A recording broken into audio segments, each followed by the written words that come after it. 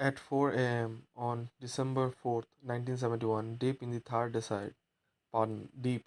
Desert, a miracle of discipline unfolded. A company of just 120 Indian soldiers at the Longewala post braced for the impossible. An assault by over 2,000 Pakistani troops supported by 45 to 60 Patton tanks, artillery, and mechanized columns. This is not a story of equal armies or brilliant planning. This is a story of how a handful of men held the line, fought without tanks, and made the enemy bleed until the daylight unleashed the IAF.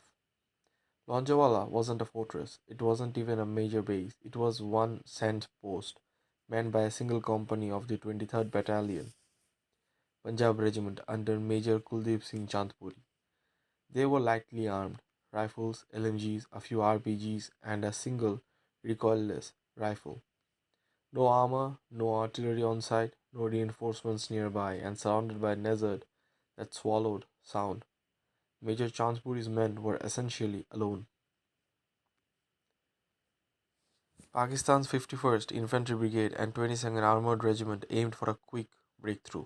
Objective: capture Longewala, drive to Jaisalmer, cut off Indian supply lines, force a decisive counterstrike.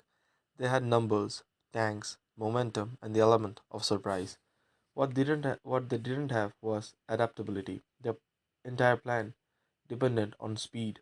But the desert is the greatest traitor of the impatient.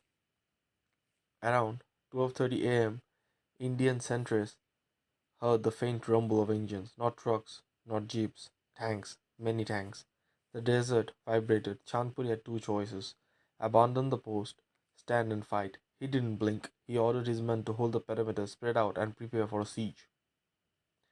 By 1 a.m., the tank was in sight. Columns of Patton headlights, blacked out, moved, moving like steel shadows.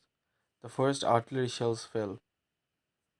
Pakistani infantry advanced behind their armor, but the Indian defenders were dug in along high sand ridges, a perfect natural defense wall. The sand stands against Pakistan. This was the turning point. The desert terrain stopped the Pakistani advance more effectively than any tank trap. The Pattons got stuck in soft sand.